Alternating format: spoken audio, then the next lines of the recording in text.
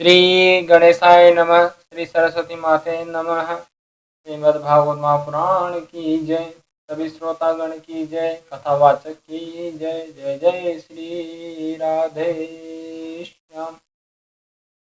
श्रीमद्भागवत महापुराण प्रथम स्कंद चतुर्दशो अध्याय। अब शकुन देखकर महाराज युधिष्ठिर का शंका करना और अर्जुन का द्वारिका से लौटना। सूत जी कहते हैं, स्वजनों से मिलने और पुण्य श्लोक भगवान श्री कृष्ण अब क्या करना चाहते हैं, यह जानने के लिए अर्जुन द्वारिका गए हुए थे। कई महीने बीत जाने पर भी अर्जुन वहां से लौटकर नहीं आए। धर्मराज युधिष्ठिर को बड़े भयंकर अपशकुन दिखने लगे। उन्होंने देखा कि काल की गति बड़ी विकट हो गई है। जिस समय जो ऋतु होनी चाहिए उस समय वह नहीं होती और उनकी क्रियाएं भी उल्टी ही होती है। लोग बड़े क्रोधी, लोभी और असत्य परायण हो गए हैं। अपने जीवन निर्वाह के लिए लोग पाप पूर्ण व्यापार करने लगे हैं। सारा व्यवहार कपट से भरा हुआ होता है। यहाँ तक कि मित्रता में भी छल मिला रहता है। पिता माता, सगे संबंधी, भाई और पति पत्नी में भी झगड़ा टंटा रहने लगा है। कली काल के आ जाने से लोगों का स्वभाव ही लोभ, दंभ आदि अधर्म से अभिभूत हो गया है और प्रकृति में भी अत्यंत अरिष्ट सूचक अपशकुन होने लगे हैं। यह सब देखकर युधिष्ठिर ने अपने छोटे भाई भीमसेन से कहा। युधिष्ठिर ने कहा, भीमसेन, अर्जुन को हमने द्वारिका इसलिए भेजा था कि वह वहां जाकर पुण्य श्लोक भगवान श्री कृष्ण क्या कर रहे हैं इसका पता लगा आए और संबंधियों से मिल भी आए। तब से 7 महीने बीत गए किंतु तुम्हारे छोटे भाई अब तक नहीं लौट रहे। मैं ठीक ठीक यह नहीं समझ पाता हूँ कि उनके न आने का क्या कारण है। कहीं देवर्षि नारद के द्वारा बतलाया हुआ वह समय तो नहीं आ पहुंचा है जिसमें भगवान श्री कृष्ण अपनी लीला विग्रह का संवरण करना चाहते हैं। उन्हीं भगवान की कृपा से हमें यह संपत्ति, राज्य, स्त्री, प्राण, कुल, संतान, शत्रुओं पर विजय और स्वर्ग आदि लोकों का अधिकार प्राप्त हुआ है। भीमसेन, तुम तो मनुष्य में व्याघ्र के समान बलवान हो। देखो तो सही, आकाश में उल्का पातादि, पृथ्वी में भूकंप आदि और शरीरों में रोग आदि कितने भयंकर अपशकुन हो रहे हैं। इनसे इस बात की सूचना मिलती है कि शीघ्र ही हमारी बुद्धि को मोह में डालने वाला कोई उत्पात होने वाला है। प्यारे भीमसेन, मेरी बाएं जांग, आंख और भुजा बार बार फड़क रही है। हृदय जोर से धड़क रहा है। अवश्य ही बहुत जल्दी कोई अनिष्ट होने वाला है। देखो, यह सियारन उदय होते ही सूर्य की ओर मुंह करके रो रही है। अरे, उसके मुंह से तो आग भी निकल रही है। यह कुत्ता बिल्कुल निर्भय सा होकर मेरी ओर देखकर चिल्ला रहा है। भीमसेन, गो आदि अच्छे पशु मुझे अपने बाएं करके जाते हैं और गधे आदि बुरे पशु मुझे अपने दाहिने कर देते हैं। मेरे घोड़े आदि वाहन मुझे रोते हुए दिखाई देते हैं। यह मृत्यु का दूत पेड़ुखी, उल्लू और उसका प्रतिपक्षी कौवा रात को अपने कर्ण कठोर शब्दों से मेरे मन को कपाते हुए विश्व को सुना कर देना चाहते हैं। दिशाएं धुंधली हो गई है। सूर्य और चंद्रमा के चारों ओर बार बार मंडल बैठते हैं। यह पृथ्वी पहाड़ों के साथ कांप उठती है। बादल बड़े जोर जोर से गरजते हैं और जहां तहां बिजली भी गिरती ही रहती है। शरीर को छेदने वाली एवं धूली वर्षा से अंधकार फैलाने वाली आंधी चलने लगी है। बादल बड़ा डरावना दृश्य उपस्थित करके सब और खून बरसाते हैं। देखो, सूर्य की प्रभा मंद पड़ गई है। आकाश में ग्रह परस्पर टकराया करते हैं। भूतों की घनी भीड़ में पृथ्वी और अंतरिक्ष में आग सी लगी हुई है। नदी, नद, तालाब और लोगों के मन शुद्ध हो रहे हैं। घी से आग नहीं जलती। यह भयंकर काल न जाने क्या करेगा। बछड़े दूध नहीं पीते, गोए धोने नहीं देती। गौशाला में गोए आंसू बहा बहा कर रो रही है। बैल भी उदास हो रहे हैं। देवताओं की मूर्तियां रोसी रही है।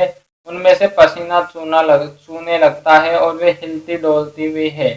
भाई, ये देश, गांव, शहर, बगीचे, खाने और आश्रम श्रीहीन और आनंद रहित हो गए हैं। पता नहीं ये हमारे किस दुख की सूचना दे रहे हैं। इन बड़े बड़े उत्पातों को देखकर मैं तो ऐसा समझता हूँ कि निश्चय ही यह भाग्यहीना भूमि भगवान के उन चरण कमलों से जिनका सौंदर्य तथा जिनकी ध्वजा वज्र अंकुश आदि विलक्षण तीनों और किसी में भी कहीं भी नहीं है, रहित हो गई है। सौनक जी राजा युधिष्ठिर इन भयंकर उत्पातों को देखकर मन ही मन चिंतित हो रहे थे कि द्वारिका से लौटकर अर्जुन आए। युधिष्ठिर ने देखा अर्जुन इतने आतुर हो रहे हैं जितने पहले कभी नहीं देखे गए थे। मुंह लटका हुआ है, कमल सरीखे नेत्रों से आंसू बह रहे हैं और शरीर में बिल्कुल कांति नहीं है। उनको इस रूप में अपने चरणों में पड़ा देखकर युधिष्ठिर घबरा गए। देवर्षि नारद की बात याद करके उन्होंने सुहृदों के समान ही अर्जुन से पूछा अर्जुन के सुहृदों के सामने ही अर्जुन से पूछा युधिष्ठिर ने कहा, भाई द्वारिकापुरी में हमारे स्वजन संबंधी मधु भोज दसाह आह सात्वत अंधक और वृष्णिवंशी यादव कुशल से तो है। हमारे माननीय नाना सूरसेन जी प्रसन्न है। अपने छोटे भाई सहित मामा वसुदेव जी तो कुशल पूर्वक है। उनकी पत्नियां हमारी मामी देवकी आदि सातों बहनें अपने पुत्रों और बहुओं के साथ आनंद से तो है। जिनका पुत्र कंस बड़ा ही दुष्ट था, वे राजा उग्रसेन अपने छोटे भाई देवक के साथ जीवित तो है न। अधिक उनके पुत्र कृतवर्मा अक्रूर जयंत गद सारण तथा शत्रुजित आदि यादव वीर सकुशल है न। यादव के प्रभु बलराम जी तो आनंद से है न। वृष्णि वंश के सर्वश्रेष्ठ महारथी प्रद्युम्न सुख से तो है। युद्ध में बड़ी फुर्ती दिखलाने वाले भगवान अनिरुद्ध आनंद से तो है न। सुसेन चारुदेशन जामवती नंदन सांब और अपने पुत्रों के सहित ऋषभ आदि भगवान श्री कृष्ण के अन्य सब पुत्र भी प्रसन्न है न। भगवान श्री कृष्ण के सेवक श्रुतदेव उद्धव आदि और दूसरे सुनंद नंद आदि प्रधान यदुवंशी जो भगवान श्री कृष्ण और बलराम के बाहुबल से सुरक्षित है, सबके सब सकुशल है न। हमसे अत्यंत प्रेम करने वाले वे लोग कभी हमारा कुशल मंगल भी पूछते हैं। भक्त वत्सल ब्राह्मण भक्त भगवान श्री कृष्ण अपने स्वजनों के साथ द्वारिका सुधर्मा सभा में सुखपूर्वक विराजते हैं न। वे आदि पुरुष बलराम जी के साथ संसार के परम मंगल परम कल्याण और उन्नति के लिए यदुवंश रूप क्षीर सागर में विराजमान है। उन्हीं के बाहुबल से सुरक्षित द्वारिकापुरी में यदुवंशी लोग सारे संसार के द्वारा सम्मानित होकर बड़े आनंद से विष्णु भगवान के पार्षदों के समान विहार कर रहे हैं। सत्यभामा आदि 16,000 रानियां प्रधान रूप से उनके चरण कमलों की सेवा में ही रत रहकर उनके द्वारा युद्ध में इंद्रादि देवताओं को भी हराकर इंद्राणी के भोग योग्य तथा उन्हीं के अभिष्ट पारिजात आदि वस्तुओं का उपभोग करती है। यदुवंशी वीर श्री कृष्ण के बाहुदंड के प्रभाव से सुरक्षित रहकर निर्भय रहते हैं और बलपूर्वक लाई हुई बड़े बड़े देवताओं के बैठने योग्य सुधर्मा सभा को अपने चरणों से आक्रांत करते हैं। भाई अर्जुन, यह भी बताओ कि तुम स्वयं तो कुशल से हो ना, मुझे तुम श्रीहीन से दिख रहे हो। वहां बहुत दिनों तक रहे, कहीं तुम्हारे सम्मान में तो किसी प्रकार की कमी नहीं हुई, किसी ने तुम्हारा अपमान तो नहीं कर दिया, कहीं किसी ने दुर्भावपूर्ण मंगल शब्द आदि के द्वारा तुम्हारा चित्त तो नहीं दुखाया, अथवा किसी आशा से तुम्हारे पास आए हुए याचकों को उनकी मांगी हुई वस्तु अथवा अपनी ओर से कुछ देने की प्रतिज्ञा करके भी तुम नहीं दे सके। तुम सदा शरणागतों की रक्षा करते आए हो, कहीं किसी भी ब्राह्मण बालक गो बूढ़े रोगी अबला अथवा अन्य किसी प्राणी का जो तुम्हारी शरण में आया हो तुमने त्याग तो नहीं कर दिया। कहीं तुमने अगम्य स्त्री से समागम तो नहीं किया अथवा गमन करने योग्य स्त्री के साथ असत्कार पूर्वक समागम तो नहीं किया। कहीं मार्ग में अपने से छोटे अथवा बराबरी वाले से हार तो नहीं गए, अथवा भोजन करने योग्य बालक और बूढ़े को छोड़कर तुमने अकेले ही तो भोजन नहीं कर लिया। मेरा विश्वास है कि तुमने ऐसा कोई निंदित काम तो नहीं किया होगा जो तुम्हारे योग्य न हो। वो न हो अपने परम प्रियतम अभिन्न हृदय परम सुहृद भगवान श्री कृष्ण से तुम रहित हो गए हो, इसी से आपने अपने को शून्य मान रहे हो। इसके सिवा दूसरा कोई कारण नहीं हो सकता जिससे तुमको इतनी मानसिक पीड़ा हो। अथ पंचदशो अध्याय। श्री कृष्ण विरह व्यथित पांडवों का परीक्षित को राज्य देकर स्वर्ग सिधारना। सूत जी कहते हैं, भगवान श्री कृष्ण के प्यारे सखा अर्जुन एक तो पहले ही श्री कृष्ण के विरह से त्रस्त हो रहे थे उस पर राजा युधिष्ठिर ने उनके विषादग्रस्त मुद्रा देखकर उसके विषय में कई प्रकार की आशंकाएं करते हुए प्रश्नों की झड़ी लगा दी। शोक से अर्जुन का मुख और हृदय कमल सूख गया था, चेहरा फीका पड़ गया था। वे उन्हीं भगवान श्री कृष्ण के ध्यान में से डूब रहे थे कि बड़े भाई के प्रश्नों का कुछ भी उत्तर न दे सके। श्री कृष्ण की आंखों से ओझल हो जाने के कारण वे बढ़ी हुई प्रेम जनित उत्कंठा के परवश हो रहे थे। रथ हाँकने टहलने आदि के समय भगवान ने उनके साथ जो मित्रता, अभिनहद्यता और प्रेम से भरे हुए व्यवहार किए थे, उनकी याद आ रही थी। बड़े कष्ट से उन्होंने अपने शोक का वेग रोका, हाथ से नेत्रों के आंसू पोंछे और फिर रोंदे हुए गले से अपने बड़े भाई महाराज युधिष्ठिर से कहा। अर्जुन बोले, महाराज, मेरे भाई अथवा अत्यंत घनिष्ठ मित्र का रूप धारण कर कर श्री कृष्ण ने मुझे ठग लिया। मेरे जैसे प्रबल पराक्रम से बड़े बड़े देवता भी आश्चर्य में डूब जाते थे, उसे श्री कृष्ण ने मुझसे छीन लिया। जैसे यह शरीर प्राण से रहित होने पर मृतक कहलाता है, वैसे उनके क्षण भर के वियोग से यह संसार अप्रिय दिखने लगता है। उनके आश्रय से द्रौपदी स्वयंवर में राजा द्रुपद के घर आए हुए कामोन्मत्त राजाओं का तेज मैंने हरण कर लिया। धनुष पर बाण चढ़ाकर मत्स्य वेद किया और इस प्रकार द्रौपदी को प्राप्त किया था। उनकी सन्निधि मात्र से मैंने समस्त देवताओं के साथ इंद्र को अपने बल से जीतकर अग्निदेव को उनकी तृप्ति के लिए खांडव वन का दान कर दिया और मैदानों की निर्माण की हुई अलौकिक कला कौशल से युक्त मायामय सभा प्राप्त की और आपके यज्ञ में सब ओर से आकर राजाओं ने अनेकों प्रकार की भेंटें समर्पित की। 10,000 हाथियों की शक्ति और बल से संपन्न आपके इन छोटे भाई भीमसेन ने उन्हीं की शक्ति से राजाओं के सिर पर पैर रखने वाले अभिमानी जरासंध का वध किया था। तदंतर उन्हीं भगवान ने उन बहुत से राजाओं को मुक्त किया जिनको जरासंध ने महाभैरव यज्ञ में बलि चढ़ाने के लिए बंदी बना रखा था।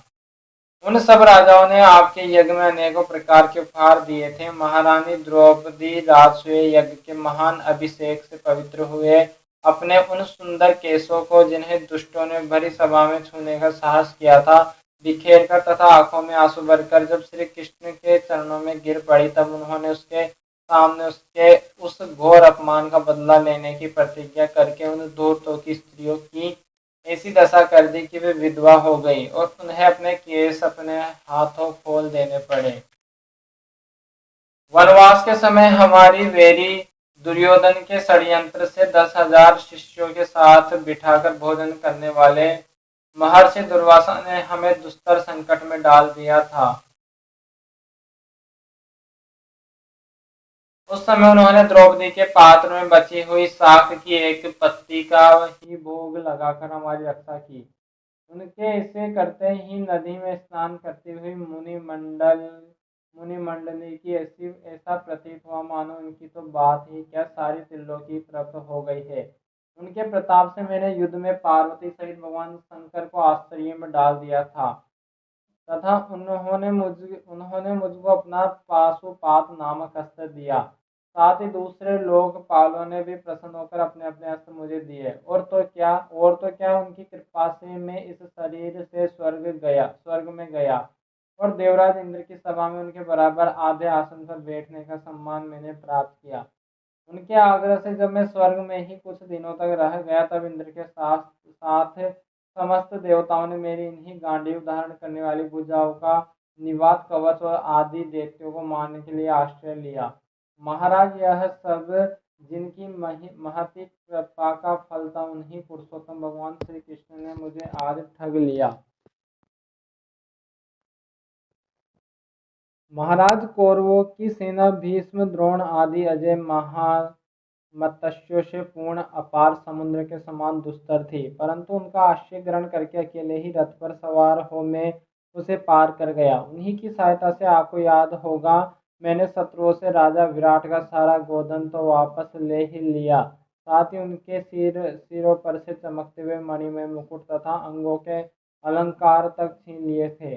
भाई जी, कौरवों की सेना भीष्म, कर्ण, द्रोण, शल्य तथा अन्य बड़े बड़े राजा और क्षत्रियो वीरों के रथों से शोभायमान थी। उसके सामने मेरे आगे आगे चलकर वे अपनी दृष्टि से ही उन महारथी व्युत्पत्तियों की आयु, मन, उत्साह और बल को छीन लिया करते थे। द्रोणाचार्य, भीष्म, कर्ण, भूरिश्रवा, सुशर्मा, शल्य, जयद्रथ और बाही के आदि वीरों ने मुझ पर अपनी कभी न चूकने वाले अस्त्र चलाए थे, परंतु जैसे हिरण्यकशिपु आदि दैत्यों के अस्त्र शस्त्र भगवत भक्त प्रहलाद का स्पर्श नहीं करते थे, वैसे ही उनके शस्त्र शस्त्र मुझे छू तक नहीं सके। यह श्री कृष्ण के भुजदंडों की छत्र छाया में रहने का ही प्रभाव था। श्रेष्ठ पुरुष संसार में मुक्त होने के लिए जिनके चरण कमलों का सेवन करते हैं, अपने आपत को अपने आपतक को दे डालने वाले उन भगवान को मुझे दुर्बुद्धि ने सारथी तक बना डाला। हाँ, जिस समय मेरे घोड़े थक गए थे और मैं रथ से उतरकर पृथ्वी पर खड़ा था, उस समय बड़े बड़े महारथी शत्रु भी मुझ पर प्रहार न कर सके, क्योंकि श्री कृष्ण के प्रभाव से उनकी बुद्धि मारी गई थी। महाराज माधव के उन्मुक्त और मधुर मुस्कान से युक्त विनोद भरे एवं हृदय स्पर्शी वचन और उनका मुझे पार्थ, अर्जुन, सखा, कुरुनंदन आदि कहकर पुकारना मुझे याद आने पर मेरे हृदय में उथल पुथल मचा देते हैं। सोने, बैठने, टहलने और अपने संबंध में बड़ी बड़ी बातें करते तथा भोजन आदि करने में हमें प्राय एक साथ रहा करते थे। किसी किसी दिन में व्यंग्य से उन्हें कह बैठता, मित्र तुम तो बड़े सत्यवादी हो। उस समय भी वे महापुरुष अपनी महानुभवता के कारण जैसे मित्र अपने मित्र का और पिता अपने पुत्र का अपराध सह लेता है, उसी प्रकार मुझे दुर्बुद्धि के अपराधों को सह लिया करते थे।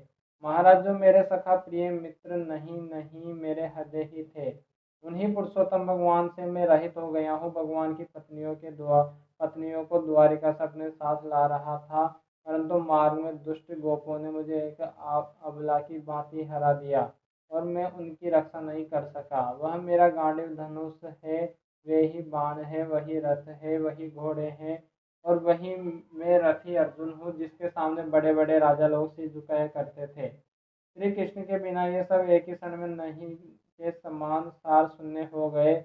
ठीक उसी तरह जैसे भस्म में डाली हुई आहुति कपट भरी सेवा और उसर में बोया हुआ बीज व्यर्थ जाता है। राजन, आपने द्वारिकावासी अपने जिन सुहृद संबंधियों की बात पूछी, वे ब्राह्मणों के शापवश मोहग्रस्त हो गए और वारुणी मदिरा के पान से मदोन्मत्त होकर अपरिचितों की भांति आपस में एक दूसरे से भिड़ गए और घूसों से मार पीट करके सब के सब नष्ट हो गए। उनमें से केवल 4-5 ही बचे हैं। वास्तव में यह सर्वशक्तिमान भगवान की ही लीला है कि संसार के प्राणी परस्पर एक दूसरे का पालन पोषण भी करते हैं और एक दूसरे को मार भी डालते हैं। राजन, जिस प्रकार जलचरों में बड़े जंतु छोटों को बलवान, दुर्बलों को एवं बड़े और बलवान भी परस्पर एक दूसरे को खा जाते हैं, उसी प्रकार अतिशय बली और बड़े यदुवंशियों के द्वारा भगवान ने दूसरे राजाओं का संहार कराया। तत्पश्चात यदुवंशियों के द्वारा ही एक से दूसरे यदुवंशी का नाश करा के पूर्ण रूप से पृथ्वी का भार उतार दिया। भगवान श्री कृष्ण ने मुझे जो शिक्षाएं दी थी, वे देश काल और प्रयोजन के अनुरूप तथा हृदय के ताप को शांत करने वाली थी। स्मरण आते ही वे हमारे चित्त का हरण कर लेती है। तुलसी कहते हैं, इस प्रकार प्रगाढ़ प्रेम से भगवान श्री कृष्ण के चरण कमलों का चिंतन करते करते अर्जुन की चित्तवृत्ति अत्यंत निर्मल और प्रशांत हो गई। उनकी प्रेममय भक्ति भगवान श्री कृष्ण के चरण कमलों के अहनिश चिंतन से अत्यंत बढ़ गई। भक्ति के वेग ने उनके हृदय को मत कर उसमें से सारे विकारों को बाहर निकाल दिया। उन्हें युद्ध के प्रारंभ में भगवान के द्वारा उपदेश किया हुआ गीता ज्ञान पुनः स्मरण हो आया, जिसकी काल के व्यवधान और कर्मों के विस्तार के कारण प्रमाद वश कुछ दिनों के लिए विस्मृति हो गई थी। ब्रह्मा ज्ञान की प्राप्ति से माया का आवरण भंग होकर गुणातीत अवस्था प्राप्त हो गई। द्वैत का संशय निवृत्त हो गया, सूक्ष्म शरीर भंग हुआ, वे शोक एवं जन्म मृत्यु के चक्र से सर्वथा मुक्त हो गए। भगवान के स्वधागमन और यदुवंशों के संहार का वृत्तांत सुनकर निश्चलमति युधिष्ठिर ने स्वर्गारोहण का निश्चय किया। कुंती ने भी अर्जुन के मुख से यदुवंशियों के नाश और भगवान के स्वधाम गमन की बात सुनकर अनन्य भक्ति से अपने हृदय को भगवान श्री कृष्ण में लगा दिया। और सदा के लिए इस जन्म मृत्यु रूप संसार से अपना मुंह मोड़ लिया। भगवान श्री कृष्ण ने लोक दृष्टि में जिस यादव शरीर से पृथ्वी का भार उतारा था उसका वैसे ही परित्याग कर दिया, जैसे कोई को कांटे से कांटा निकालकर फिर दोनों को फेंक देता है। भगवान की दृष्टि में दोनों ही समान थे, जैसे वे नट के समान मत्स्य आदि रूप धारण करते हैं फिर उनका त्याग कर देते हैं, वैसे उन्होंने जिस यादव शरीर से पृथ्वी का भार दूर किया था उसे त्याग भी दिया। जिनकी मधुर लीलाएं श्रवण करने योग्य हैं, उन भगवान श्री कृष्ण ने जब अपने मनुष्य के से शरीर इस पृथ्वी का परित्याग कर दिया, उसी दिन विचारहीन लोगों को अधर्म में फंसाने वाला कलयुग आदम का। महाराज युधिष्ठिर से कलयुग का फैलना छिपा न रहा। उन्होंने देखा देश में, नगर में, घरों में और प्राणियों में लोभ, असत्य, छल, हिंसा आदि अधर्मों की बढ़ती हो गई। तब उन्होंने महाप्रस्थान का निश्चय किया। उन्होंने अपनी विनय पौत्र परीक्षित को, जो गुणों में उन्हीं के समान थे, समुद्र से घिरी हुई पृथ्वी के सम्राट पद पर हस्तिनापुर में अभिषिक्त किया। उन्होंने मथुरा में सूरसेन अधिपति के रूप में अनिरुद्ध के पुत्र वज्र का अभिषेक किया। इसके बाद समर्थ युधिष्ठिर ने प्रजापत्य यज्ञ करके आहवनीय आदि अग्नियों को अपने में लीन कर दिया, अर्थात गृहस्थाश्रम के धर्म से मुक्त होकर उन्होंने संन्यास ग्रहण किया। युधिष्ठिर ने अपने सब वस्त्राभूषण आदि वहीं छोड़ दिए एवं ममता और अहंकार से रहित होकर समस्त बंधन काट डाले। उन्होंने दृढ़ भावना से वाणी को, मन को प्रणाम में, प्राणों को अपान में और अपान को उसकी क्रिया के साथ मृत्यु में तथा मृत्यु को पंचभूत में शरीर में लीन कर लिया। इस प्रकार शरीर को मृत्यु रूप अनुभव करके उन्होंने उसे त्रिगुण में मिला दिया। त्रिगुण को मूल प्रकृति में, सर्व कारण रूपा प्रकृति को आत्मा में और आत्मा को अविनाशी ब्रह्मा में विलीन कर दिया। उन्हें यह अनुभव होने लगा कि यह संपूर्ण दृश्य प्रपंच ब्रह्मा स्वरूप है। इसके पश्चात उन्होंने शरीर पर चीर वस्त्र धारण कर लिया, अन्न जल का त्याग कर दिया, मौन ले लिया और केश खोलकर बिखेर लिए। वे अपने रूप को ऐसा दिखाने लगे जैसे कोई जड़ उन्मत्त या पिशाच हो। फिर वे बिना किसी की बात देखे तथा बहरे की तरह बिना किसी की बात सुने घर से निकल पड़े, हृदय में उस पर ब्रह्मा का ध्यान करते हुए जिसको प्राप्त करके फिर लौटना नहीं होता। उन्होंने उत्तर दिशा की यात्रा की, जिस ओर पहले बड़े बड़े महात्मा जन जा चुके हैं। भीमसेन, अर्जुन आदि युधिष्ठिर के छोटे भाइयों ने भी देखा कि पृथ्वी में सभी लोगों का धर्म के सहायक कलयुग ने प्रभावित कर डाला है, इसलिए वे भी श्री कृष्ण चरणों की प्राप्ति का दृढ़ निश्चय करके अपने बड़े भाई के पीछे पीछे चल पड़े। उन्होंने जीवन के सभी लाभ वाली बातें प्राप्त कर लिए थे, इसलिए यह निश्चय करके कि भगवान श्री कृष्ण के चरण कमल ही हमारे परम पुरुषार्थ है, उन्होंने उन्हें हृदय में धारण किया। पांडवों के हृदय में भगवान श्री कृष्ण के चरण कमलों के ध्यान से भक्ति भाव उमड़ आया। उनकी बुद्धि सर्वथा शुद्ध होकर भगवान श्री कृष्ण के उस सर्वोत्कृष्ट स्वरूप में अनन्य भाव से स्थिर हो गई, जिसमें निष्पाप पुरुष से स्थिर हो पाते हैं। फलतः उन्होंने अपने विशुद्ध अंतकरण से स्वयं ही वह गति प्राप्त की जो विषयासक्त दुष्ट मनुष्यों को कभी प्राप्त नहीं हो सकती। संयमी एवं श्री कृष्ण के प्रेमावेश में मुग्ध भगवानमय विदुर जी ने भी अपने शरीर को प्रभास क्षेत्र में त्याग दिया। उस समय उन्हें लेने के लिए आए हुए पितरों के साथ वे अपने लोक यमलोक को चले गए। द्रौपदी ने देखा कि अब पांडव लोग निरपेक्ष हो गए हैं, तब वे अनन्य प्रेम से भगवान श्री कृष्ण का ही चिंतन करके उन्हें प्राप्त हो गई।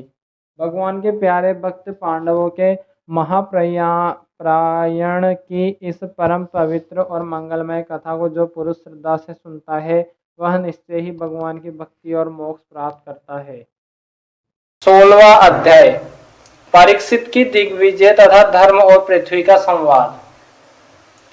सूत जी कहते हैं, सौनक जी, पांडवों के महाप्रयाण के पश्चात भगवान के परम भक्त राजा परीक्षित श्रेष्ठ ब्राह्मणों की शिक्षा के अनुसार पृथ्वी का शासन करने लगे।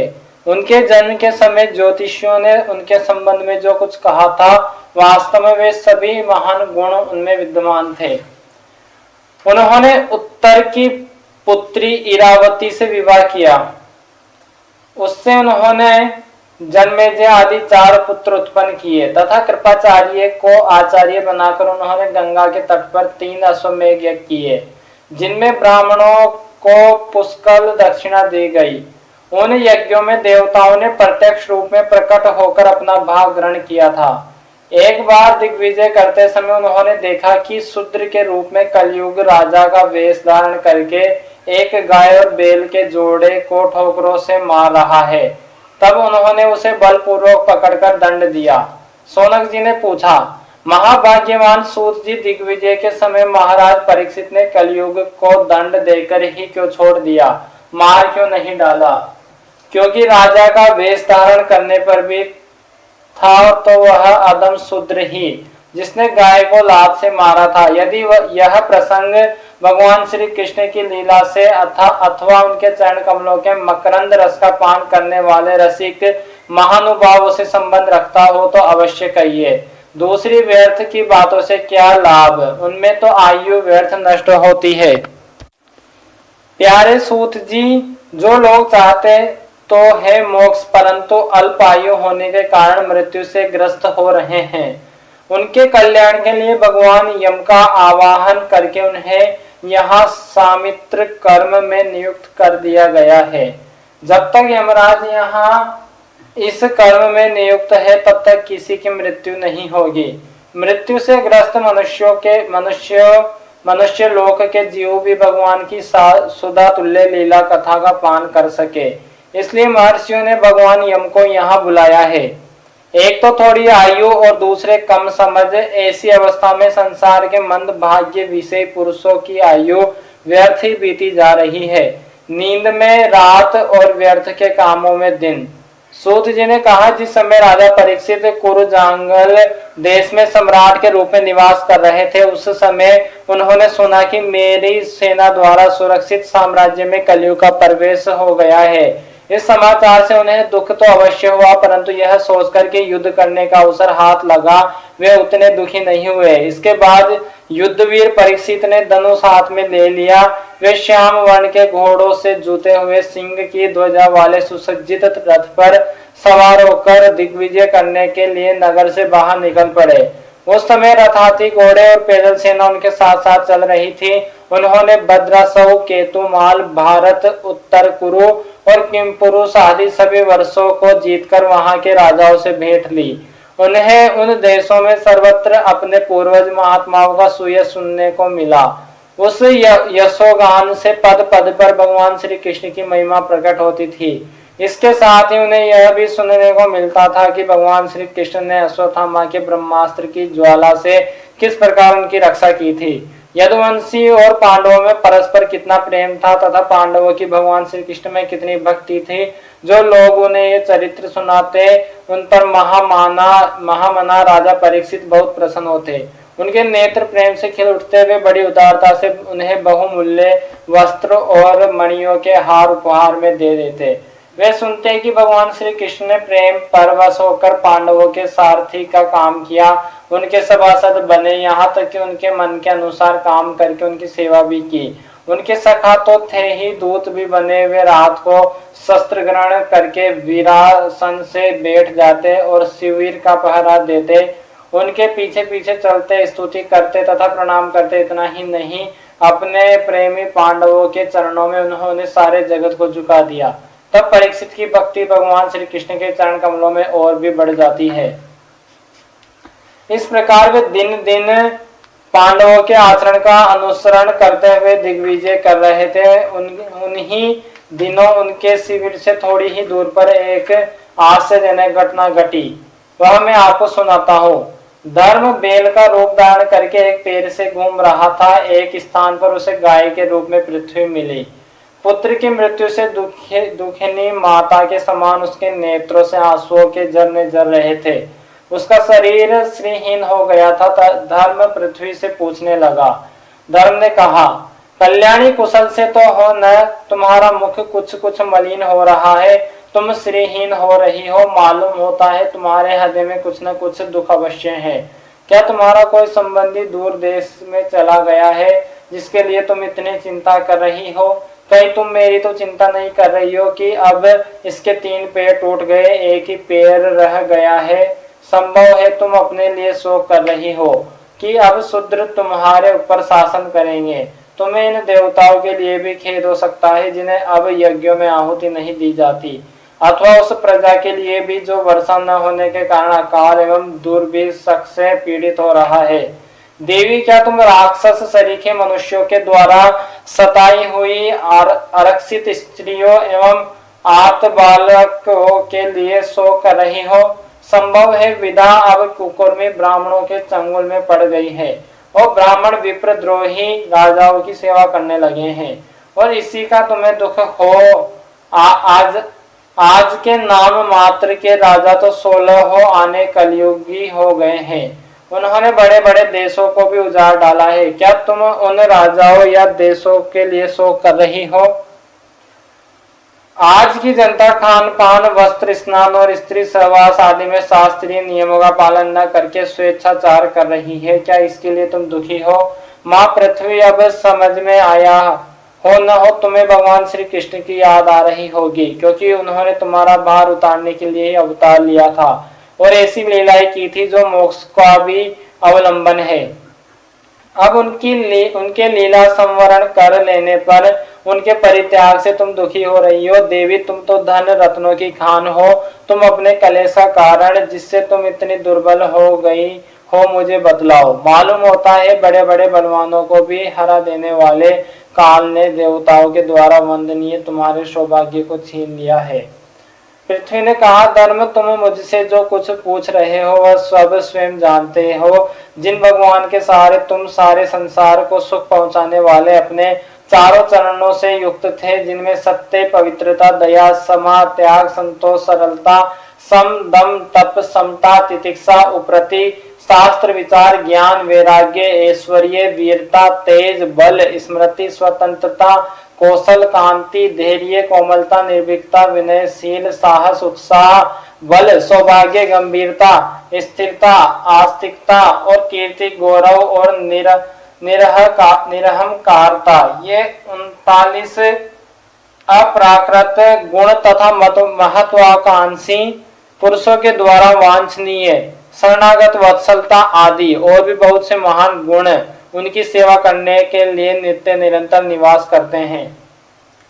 एक क्षण के लिए भी उनसे अलग नहीं होते। उन्हीं समस्त गुणों के आश्रय सौंदर्य दान भगवान श्री कृष्ण ने इस समय इस लोक से अपनी लीला संवरण कर ली और यह संसार पाप में कलयुग की कुदृष्टि का शिकार हो गया। यह देखकर मुझे बड़ा शौक हो रहा है। अपने लिए देवताओं में श्रेष्ठ तुम्हारे लिए देवता, पितर, ऋषि, साधु और समस्त वर्णों तथा आश्रमों के लिए मनुष्य के लिए मैं शोकग्रस्त हो रही हूँ।